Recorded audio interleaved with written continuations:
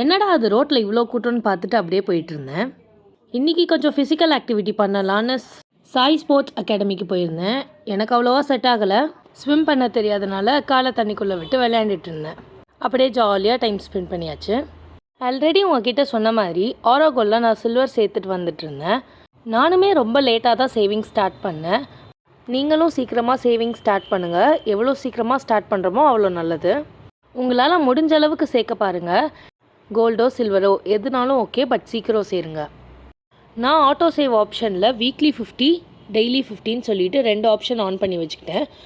அது மட்டும் இல்லாமல் 100 ரூபாய், 200 ரூபாய், 250 ரூபாய் எவ்வளோ கையில் இருக்கோ அதை அப்பப்போ போட்டுருவேன். ஆரோகோலில் இது வரைக்கும் நான் சில்வர் தான் சேவ் பண்ணியிருக்கேன். கோல்டு ட்ரை பண்ணலாமான்னு சொல்லுங்கள். சரி, இன்றைக்கி காலையில் ஆப் ஓப்பன் பண்ணோன்னே 50 கிராம் அவுட் ஆஃப் ஸ்டாக்குன்னு வந்துச்சு. பகீர்னு தூக்கி வாரி போட்டுருச்சு. ஆல்ரெடி நம்ம 44 கிராம் சேர்த்துட்டோம்.